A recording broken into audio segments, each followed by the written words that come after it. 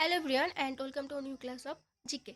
আজকে একটা স্ট্যাটিক জিকের গুরুত্বপূর্ণ টপিক বিভিন্ন হলো গ্রন্থ এবং সেই গ্রন্থাগারদের নাম বা বই ও লেখকদের নাম। এটা হচ্ছে বিভিন্ন কম্পিটিটিভ পরীক্ষাতে এখান থেকে একটা বা দুটো প্রশ্ন এসেছে এবং বিভিন্ন চরিত্র তাদের স্রষ্টাগুলো যেগুলো গুরুত্বপূর্ণ সেগুলো আমি এই ভিডিওতে আলোচনা করবো। তো আশা রাখছি ভিডিওটা তোমরা লাস্ট অব্দি দেখবে। প্রথমে যেটা আছে আনন্দমঠ, এই গ্রন্থটির লেখককে, এটা হচ্ছে বঙ্কিমচন্দ্র চট্টোপাধ্যায়ের লেখা। এটা অনেকে এটা সহজ একটা প্রশ্ন, কারণ এটা বিভিন্ন কম্পিটিটিভ পরীক্ষাতে এসেছে তাই। এই গ্রন্থটা কোন বিদ্রোহের প্রেক্ষাপটে লেখা? এটা সন্ন্যাসী ও ফকির বিদ্রোহের প্রেক্ষাপটে লেখা।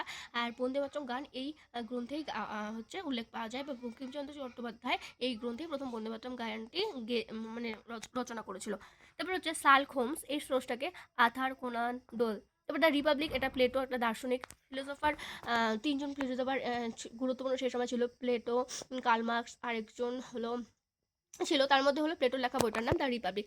তারপর জাতীয়তাবাদ বা ন্যাশনালিজম, তারপর এর লেখক তো রবীন্দ্রনাথ ট্যাগর বা রবীন্দ্রনাথ ঠাকুর। এর সঙ্গে আরও অনেকগুলো হচ্ছে গ্রন্থ রয়েছে, যেমন হচ্ছে ঘরে বাইরে, গোরা উপন্যাস, চোখের বালি, কাবলিওয়ালা, কবরী নাটক। এগুলো হচ্ছে রবীন্দ্রনাথ ঠাকুরের সব রচিত রচনা। এ ন্যাশন ইন মেকিং, এটা সুরেন্দ্রনাথ ব্যানার্জির লেখা। দ্য গাইড, আর কে নারায়ণের লেখা, এটা ফার্স্ট ইংলিশ সাহিত্য একাডেমি প্রাইজ পায়। দ্য ওয়ান, এটা ক্রিকেট অ্যান্ড মোর, এটা হচ্ছে শিখর ধাওয়ানের লেখা। দ্য ক্রিকেট ওয়ার্ল্ড ক্রাইসিস, এটা হচ্ছে উইনস্টন চার্চের লেখা। দ্য ওয়ার্ল্ড ক্রাইসিস, এটা উইনস্টন চার্চের লেখা। দ্য লং সাইলেন্স, এটা লেখা Shashi Deshpande. The long silence, এটা শশী দেশপান্ডের লেখা। দ্য সুইটেবল বয়, এটা বিক্রম শেঠের লেখা। দ্য হোয়াইট টাইগার, এটা অরবিন্দ আদিগার লেখা। দ্য হোয়াইট টাইগার, এটা অরবিন্দ আদিগার লেখা। দ্য লিভিং মাউন্টেন, অমিতাভ ঘোষের লেখা। ইন্ডিয়া আফটার গান্ধী, রামচন্দ্র ঘোষের লেখা। ব্রুটাস জুলিয়াস সিজারের চরিত। ব্রজদাস স্রষ্টা হচ্ছে গৌরীকিশোর ঘোষ। টেনিদাস স্রষ্টা নারায়ণ গঙ্গোপাধ্যায়। ঘনাদা হলো প্রেমেন্দ্র মিত্র। ফেলুদা সত্যজিৎ রায়। রিজুদা বুদ্ধদেব গুহ। বরদা এর হলো শরদিন্দু মুখোপাধ্যায়। আমি এগুলো আরেকবার রিপিট করছি। ব্রজদা এর স্রষ্টা গৌরীকিশোর ঘোষ। টেনিদা এই চরিত্রের স্রষ্টা নারায়ণ গঙ্গোপাধ্যায়। খনাদা বলে প্রেমেন্দ্র মিত্র। ফেলুদা সত্যজিৎ রায়। আর বরদা হচ্ছে শরদিন্দু মুখোপাধ্যায়। এগুলো বিভিন্ন দাদাগুলো, তাই এগুলো পরপর লিখেছি। তারপর হচ্ছে শঙ্কু বা তাপসে, এই চরিত্রের স্রষ্টা সত্যজিৎ রায়। তাহলে সত্যজিৎ রায়ের দুটা চরিত্র দেখলাম, ফার্স্ট ফেলুদা এবং সেকেন্ড শঙ্কু বা তপসে। তারপর হচ্ছে ব্যোমকেশ বক্সী, এটা হলো শরদিন্দু বন্দ্যোপাধ্যায়। এই দুটার মধ্যে শরবিন্দু আর শরদিন্দু হলো, বর্দা হলো শরবিন্দু মুখোপাধ্যায় আর ব্যোমকেশ বক্সী হলো শরদিন্দু বন্দ্যোপাধ্যায়। কাকাবাবু চরিত্রের স্রষ্টা সুনীল গঙ্গোপাধ্যায়। অপু চরিত্রের স্রষ্টা হলো বিভূতিভূষণ বন্দ্যোপাধ্যায়। ম্যাকবেথ এর স্রষ্টা শেক্সপিয়ার। এইটা কোন নাটক থেকে নেওয়া হয়েছে? এটা ম্যাকবেথ নাটক থেকে নেওয়া হয়েছে। তারপর হ্যামলেট এর স্রষ্টা হচ্ছে শেক্সপিয়ার, যেটা হলো হ্যামলেট নাটক থেকে নেওয়া হয়েছে। জুলিয়েট এর স্রষ্টা হলো শেক্সপিয়ার, যেটা রোমিও জুলিয়েট নাটক থেকে নেওয়া হয়েছে। পাভেল, এটা হলো শেক্সপিয়ারের রচিত। এটা ম্যাক্সিম গোর্কির মা নাটক থেকে নেওয়া হয়েছে। নেওয়া হয়েছে, প্যাভেলের স্রষ্টাকে ম্যাক্সিম গোর্কির মা নাটক থেকে নেওয়া হয়েছে। এটা মানে এই নাটকের স্রষ্টা হলো চরিত্র। নন্টে ফন্টে, হাদা ভোদা, বাটুল দ্য গ্রেট, এগুলো সমস্ত চরিত্রের স্রষ্টা নারায়ণ দেবনাথ। বিরিঞ্চি বাবা চরিত্রের স্রষ্টা রাজশেখর বসু। পাগলা দাসু, এই চরিত্রের স্রষ্টা হলো সুকুমার রায়। সুকুমার রায়। বিরিঞ্চি বাবা চরিত্রের স্রষ্টা রাজশেখর বসু। কিরিটি হলো নিহারঞ্জন গুপ্ত। পাগলা দাসু হলো সুকুমার রায়। শঙ্কু মহারাজ চরিত্রের স্রষ্টা জ্যোতির্ময় ঘোষ দস্তিদার। শঙ্কু মহারাজ চরিত্রের স্রষ্টা হলো জ্যোতির্ময় ঘোষ দস্তিদার। টিনটিন চরিত্রের স্রষ্টা হলো হার্চ। তারপর মিকি মাউস চরিত্রের স্রষ্টা হলো ওয়াল্টার ডিজনি। টিনটিন হলো হার্চ, মিকি মাউস হলো ওয়াল্টার ডিজনি। তো আমি তোমাদের সঙ্গে এখানে 39টা কোশ্চেন, মানে বিভিন্ন লেখক ও তাদের হলো লেখা বই এবং হচ্ছে বিভিন্ন চরিত্রের স্রষ্টা নিয়ে আলোচনা করলাম। এরপর হচ্ছে আমি পশ্চিমবঙ্গ ভূগোলে একটা অংশ আলোচনা করব, যেখান থেকে বিভিন্ন কম্পিটিটিভ এক্সামে পরীক্ষায় প্রশ্ন আসতে পারে। তো পশ্চিমবঙ্গ একটা ভারতের পূর্বাঞ্চলে অবস্থিত, যেটা একটা গুরুত্বপূর্ণ রাজ্য ওয়েস্টবেঙ্গল। এর উত্তর আছে কি, ওয়েস্টবেঙ্গল উত্তরে রয়েছে হিমালয় পর্বত, দক্ষিণে বঙ্গোপসাগর রয়েছে। এর ক্যাপিটাল কি, কলকাতা, যেটা 1911 সালে হয়, আগে নিউ দিল্লি ছিল। আর পশ্চিমবঙ্গের আয়তন 88,752 কিমি। আর যদি বলে পশ্চিমবঙ্গের আয়তন 88,752 কিমি। আর যদি বলে ভারতের আয়তন করে, তখন 77,000 কত সামথিং ছিল। জনবহুল রাজ্য সব থেকে বেশি উত্তরপ্রদেশ, তারপর মহারাষ্ট্র, তারপর বিহার, তারপর ওয়েস্টবেঙ্গল। উত্তর দক্ষিণে বিস্তার 623 কিমি, আর পূর্ব পশ্চিমে হলো 324 কিমি। ওয়েস্ট বেঙ্গলের ক্যাপিটাল হচ্ছে কলকাতা, যেটাকে সিটি অফ জয় বা সিটি অফ প্যালেস বলে, আর প্রাসাদ নগরী বলে, আনন্দের শহর বলে। ওয়েস্ট বেঙ্গলের 5টি প্রতিবেশী রাজ্য কী কী? সব ঝাড়খণ্ড, ঝাড়খণ্ড, তারপর ঝাড়খণ্ড, বিহার, উড়িষ্যা, আসাম, সিকিম। ঝাড়খণ্ড, বিহার, উড়িষ্যা, আসাম, সিকিম। আর প্রতিবেশী রাজ্য 3টা, নেপাল, ভুটান আর বাংলাদেশ প্রতিবেশী দেশ। সান্দাকপু, যেটা হলো সিঙ্গালীলায় অবস্থিত, এটা হলো পশ্চিমবঙ্গের সর্বোচ্চ শৃঙ্গ, যেটার হলো কত এর উচ্চতা হচ্ছে 3,636 মিটার। এটা সান্দাকপু সিঙ্গালীলা পর্বতশ্রেণীতে অবস্থিত। এবার বাংলাদেশের সাথে সীমান্ত ভাগ করে 3টি হচ্ছে জেলা নাম এখানে রয়েছে: উত্তর চব্বিশ পরগনা, মুর্শিদাবাদ আর হলো জলপাইগুড়ি। এবার জলপাইগুড়ি কোন নদীর তীরে অবস্থিত, মানে উত্তরবঙ্গের বিভিন্ন শহর জলপাইগুড়ি, শিলিগুড়ি, কোচবিহার, তারপর হলো আলিপুরদুয়ার, এই হলো কোন নদীর তীরে অবস্থিত, এটা হলো খুব ইম্পর্টেন্ট। এবার হচ্ছে ওয়েস্ট বেঙ্গলের 3টি ইউনেস্কো ওয়ার্ল্ড হেরিটেজ সাইট আছে। ফার্স্ট হলো যেটা আম, হলো ঘোষণা করা হয় ইউনেস্কো ওয়ার্ল্ড হেরিটেজ সাইট হিসেবে, সেটা সুন্দরবন।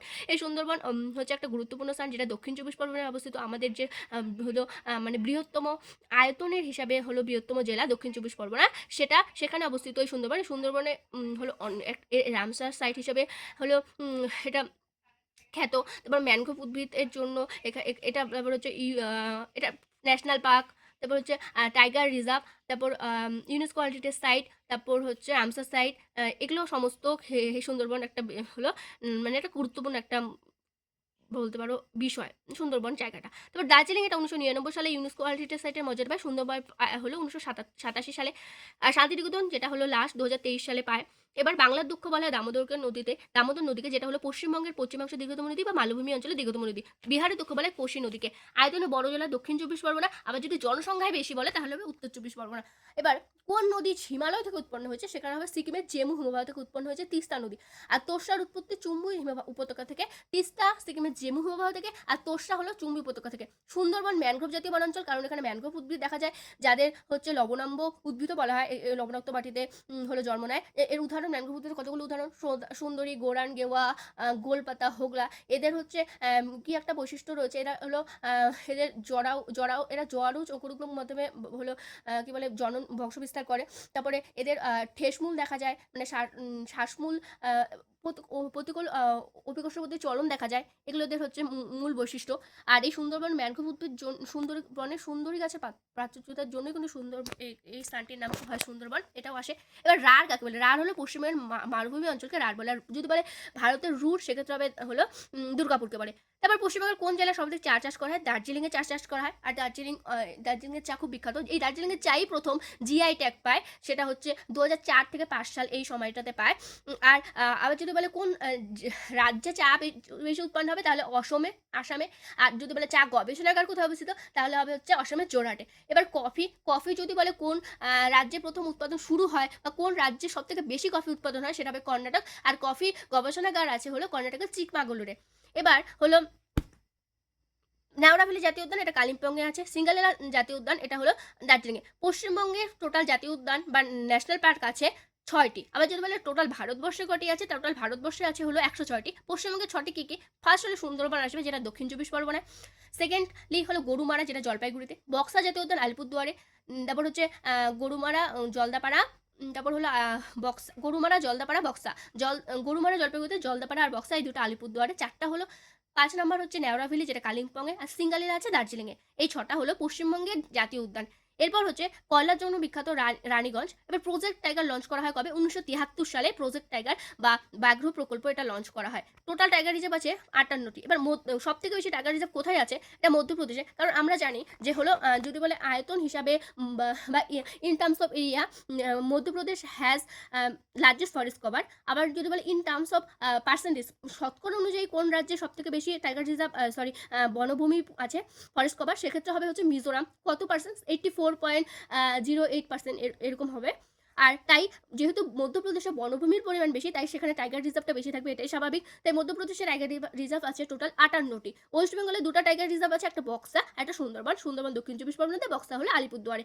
মাধব টাইগার রিজার্ভ, এটা মধ্যপ্রদেশে আছে। মধ্যপ্রদেশে আরও কতগুলো টাইগার রিজার্ভ আছে, মাধব, তারপর হচ্ছে পান্না, কুনো, পেঞ্চ, এগুলো। এবার হচ্ছে ক্ষুদ্রতম টাইগার রিজার্ভ, আমি টিআর শর্টে লিখেছি, এটা হবে বোর টাইগার রিজার্ভ। আর বৃহত্তম টাইগার রিজার্ভ বলে হবে নাগার্জুন সাগর শ্রীশৈলম টাইগার রিজার্ভ, এটা অন্ধ্রপ্রদেশ রাজ্যে রয়েছে। এরপর হচ্ছে ছোটনাগপুর মালভূমি অঞ্চল, এটা উৎপন্ন একটা নদীর নাম দামোদর, যেটা হলো মালভূমি অঞ্চলের দীর্ঘতম নদী বা পশ্চিমবঙ্গের পশ্চিমাংশের দীর্ঘতম নদী। হাজারদুয়ারি প্রাসাদ, এটা অবস্থিত মুর্শিদাবাদে, এই হাজারদুয়ারি প্রাসাদ। তারপর হলো বঙ্গোপসাগর উপকূলবর্তী অঞ্চল কোনটা? দক্ষিণ চব্বিশ পরগনা, যেটা হলো আমাদের আয়তনে বৃহত্তম জেলা। এখানে এটা সব থেকে লার্জেস্ট একটা জেলা, অনেকটা অঞ্চল জুড়ে এই দক্ষিণ চব্বিশ পরগনা একটা জেলা, অনেকটা জায়গা জুড়ে। এবার পশ্চিমবঙ্গের সাথে সবচেয়ে বেশি সীমানা ভাগ করে, সেটা হবে ঝাড়খণ্ড, আর কম হলো সিকিম। কারণ আমরা দেখলাম পশ্চিমবঙ্গের 5টা প্রতিবেশী রাজ্য কি কি?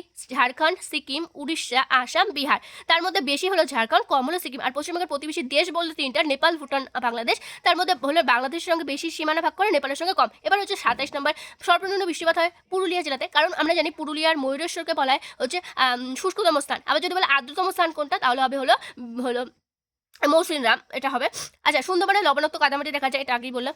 ওয়েস্ট বেঙ্গলের সবচেয়ে নিউ ডিস্ট্রিক্ট কোনটা, মানে সবচেয়ে মানে নবীনতম জেলা কোনটা, লাস্টে গঠিত হয়েছে, সেটা হবে পশ্চিম বর্ধমান। 2017 সালে 7ই এপ্রিল গঠিত হয়। এটাই হলো 23তম গঠিত জেলা লাস্ট। আমাদের বর্তমানে জেলার সংখ্যা 23টা। তো ওয়েস্ট বেঙ্গলে মোট জেলা 23টা আছে, যার মধ্যে লাস্ট 3টা গঠিত হয় হচ্ছে 2017 সালে। তো সেই 17 সালের মধ্যে 2017 সালে 14ই ফেব্রুয়ারি গঠিত হয় দার্জিলিং ভেঙে কালিম্পং।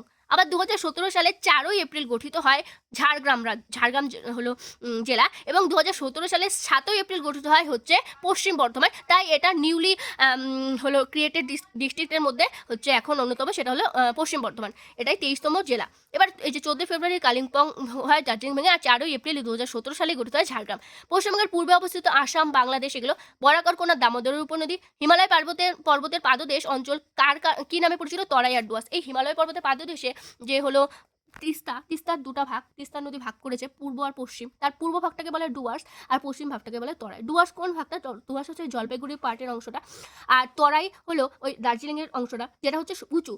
এই প্রশ্নটাও এসে থাকে যে তিস্তার কোন পার্টটা বা কোন অংশটা হলো উঁচু, সেটা হবে তরাই, যেটা হচ্ছে পশ্চিম অংশটা, আর যেটা পূর্ব অংশ সেটা হবে নিচু। এবার জলপাইগুড়ি কোন কোন জেলার নদীর পাশে অবস্থিত বা তীরে, সেটা তিস্তা, করলা। শিলিগুড়ি বললে মহানন্দা, বালাসন। এরপরে আলিপুরদুয়ার বললে হবে আলিপুর কালজানি, আর হচ্ছে যদি বলে কোচবিহার তাহলে হবে তোর্ষা নদীর তীরে। এই চারটা খুবই ইম্পর্টেন্ট, এখান থেকে বিভিন্ন পরীক্ষায় প্রশ্ন এসেছে। এবার যে রামবাম জলবিদ্যুৎ কেন্দ্র, এটা দার্জিলিংয়ে রয়েছে। আর দার্জিলিংয়ের যে সিদ্রাপং আছে, এটাই হলো পশ্চিমবঙ্গের বা ভারতবর্ষের প্রথম জলবিদ্যুৎ কেন্দ্র, যেটা 1975 সালে ক্রিয়েট করা হয়েছিল। এটা হচ্ছে সিদ্রাপং দার্জিলিংয়ে 1975। আর রামবাম বলে এটাও দার্জিলিংয়ে আছে। সাক্ষরতার হার সব থেকে বেশি হবে ডিস্ট্রিক্ট ওয়াইজ পূর্ব মেদিনীপুরে বেশি, আর কম হলে উত্তর দিনাজপুরে। এবার পশ্চিমবঙ্গের পশ্চিমাংশের দীর্ঘতম নদী দামোদর, বা মালভূমি অঞ্চলের দীর্ঘতম নদী বলে দামোদর। দামোদরের দুটো উপনদী বারাকার কনার। রামসার সাইট এটা কি? রামসার সাইট হলো, এই রামসার সাইট কোনগুলো স্থানকে বোঝায়? এই রামসার সাইট কথাটি জলভূমি সংক্রান্ত আন্দোলনের সঙ্গে যুক্ত। এটা প্রথম 1971 সালে 2 ফেব্রুয়ারি ইরানের রামসালে জলভূমি সংক্রান্ত একটা আন্দোলন হয়েছিল, সেটাকেই রামসার কনভেনশন বলে। সেখান থেকে রামসার সাইট এই কথাটি এসেছে। তো আমাদের পশ্চিমবঙ্গে দুটো রামসার সাইট আছে, একটা হচ্ছে এই পূর্ব কলকাতার জলভূমি, যেটা 1971 সালে হয়, আর আরেকটা আছে 2 নম্বর সুন্দরবন, ওটা হলো রামসার সাইট হিসেবে মর্যাদা পায় 2014 সালে।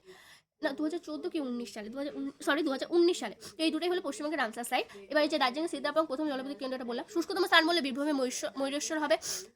আর সর্বাধিক বৃষ্টিপাত হবে, সর্বনিম্ন বৃষ্টিপাত হবে পুরুলিয়ার বীরভূমে ময়ূরেশ্বর, পুরুলিয়া শুষ্কতম স্থান ওটা পুরুলিয়াতে, আবার সর্বনিম্ন বৃষ্টিপাত ওটা হচ্ছে মালভূমি অঞ্চল জন্য পুরুলিয়া হবে, ওখানে ওটা আলাদা ছিল।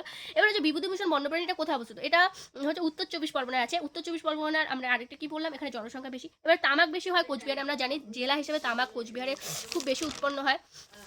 এবার ধনেখালি বিখ্যাত কি জন্য? তাঁত শিল্পের জন্য ধনেখালি বিখ্যাত। দক্ষিণ পূর্ব রেলপথের হেডকোয়ার্টার হলো কলকাতা, আবার পূর্ব রেলপথে হলো হেডকোয়ার্টার কলকাতা। মেট্রো রেলের হেডকোয়ার্টার কলকাতা, কারণ মেট্রো রেল আমরা জানি 1984 সালে প্রথম পশ্চিমবঙ্গে এই কলকাতাতেই চালু হয়েছিল বা চলাচল শুরু হয়। আবার যদি বলে মধ্যপ্রাচ্যের রেলের হেডকোয়ার্টার কি, তাহলে হবে মধ্য রেলের হেডকোয়ার্টার মধ্যপ্রাচ্য। পেট্টাপোল সীমান্ত কোন দেশের সাথে সম্পর্কিত? এটা বাংলাদেশের সাথে সম্পর্কিত। এবার সংবিধান সংশোধন পদ্ধতি, আমাদের যে হলো সংবিধানের 368 নং ধারায় আলোচনা করা হয়, আর এটা দক্ষিণ আফ্রিকা থেকে নেওয়া হয়েছে। আর এই বিলটা পাশ হয় কোথায়? সংবিধান সংশোধনী বিল তো প্রথমে পাশ করতে হয়, সেটা পার্লামেন্টের উভয় কক্ষ, অর্থাৎ রাজ্যসভা এবং লোকসভা, উচ্চকক্ষ রাজ্যসভা ও নিম্নকক্ষ লোকসভা, এই দুটো কক্ষেই প্রথম পাশ হয়, মানে বিলটা পাশ হয়, তারপরে সেটা কার্যকরী হয়। তারপর অযোধ্যা পাহাড়, এটা অবস্থিত পুরুলিয়া জেলা। এটা প্রশ্নটা ইম্পর্টেন্ট খুব। এছাড়া বীরভূম জেলা, পুরুলিয়া জেলায় আরও কতগুলো পাহাড় রয়েছে, যেমন বাঘমুন্ডি পাহাড়, জয়চণ্ডী পাহাড়, পাঞ্চেত পাহাড়। আর এই পুরুলিয়ার অবস্থিত এই অযোধ্যা পাহাড়ের হেডকোয়ার্টার কি, হাইয়েস্ট পিক, মানে উচ্চতম শৃঙ্গ হবে গোর্গাবুরু 677 মিটার। এই কোশ্চেনটা এভাবে আসতে পারে যে মালভূমি অঞ্চলের সর্বোচ্চ শৃঙ্গ গোর্গাবুরু 677 মিটার। মামাভাগ্নে পাহাড় পূর্বভূমি অবস্থিত। পৃথিবীতে বস্তুর ওজন 60 নিউটন হলে কেন্দ্র হবে 0 নিউটন, কারণ পৃথিবীর কেন্দ্রে কোনো বস্তুর ওজন 0 হয়। ভোগালী বিহু এটা পালিত হয় আসামে। সিপাহী জোলা অভয়ারণ্যটা ত্রিপুরায়। অ্যালুমিনিয়ামের প্রধান আকরিক হলো বক্সাইট। রাজ্যসভার আসন ভাগাভাগি হয় 4th তপশিলের মাধ্যমে, এটা রয়েছে। আর কেন্দ্র রাজ্য সরকার ক্ষমতা বন্টন, এটা হচ্ছে 7th তপশিলে। হোয়াইট রেভলিউশন 4th পঞ্চবার্ষিকী পরিকল্পনার সঙ্গে যুক্ত। আমাদের পঞ্চবার্ষিকী পরিকল্পনা প্রথম শুরু হয় 1951 থেকে 51 দ্বিতীয়টা 56 থেকে 61, তৃতীয়টা হলো 51 থেকে 56, দ্বিতীয়টা 56 থেকে 61, তৃতীয়টা হলো 61 থেকে 66, তৃতীয়টা 66 থেকে 69 পর্যন্ত বন্ধ ছিল, আবার 1970 থেকে শুরু হয় চতুর্থ, সেই সময় এই হোয়াইট রেভলিউশন হয়। সবচেয়ে বড় কোষ উটপাখির ডিশ, আর সবচেয়ে ছোট উটপাখির ডিম সবচেয়ে বড়, আর সবচেয়ে ছোট বললে হবে মাইক্রোপ্লাজমা গ্যালিসেপ্টিকাম। আর কলকাতা মেট্রো রেল মেট্রো টোকেনে দেখতে পাওয়া যায় হাওড়া ব্রিজের ছবি। বিভূতিভূষণ অভয়ারণ্য এটা উত্তর 24 পরগনায় আছে, এটা এই কোশ্চেনটা আরেকবার আগেও ছিল। ভারতের প্রথম বালিকা বিদ্যালয় এটা কে, কবে, কোথায় স্থাপন করে? এটা পুনেতে স্থাপন করে প্রথম কে? 1848 সালে 1 জানুয়ারি, 1848 সালের প্রথম দিন, 1848 সালের 1 জানুয়ারি কে চালু করে? জ্যোতিবা ফুলে এবং তার স্ত্রী সাবিত্রী ফুলে। তাহলে প্রথম বালিকা বিদ্যালয় ভারতে কোথায় স্থাপন হয়? পুনেতে স্থাপন হয়, যেটা মহারাষ্ট্রের একটা শহর, পুনের, মহারাষ্ট্র রাজ্যের। এই পুনেতে 1848 সালে 1 জানুয়ারি স্থাপন করে জ্যোতিবা ফুলে ও তার স্ত্রী সাবিত্রী ফুলে। তো আমি তোমাদের সঙ্গে হলো অনেকগুলো প্রশ্ন আলোচনা করলাম। যদি ভিডিওটা ভালো লাগে অবশ্যই লাইক করো। এরকম নিয়মিত ভিডিও পাওয়ার জন্য আমার চ্যানেলটাকে সাবস্ক্রাইব করে পাশে বেল বাটনে কল করে দিও। Thank you for watching. Tata.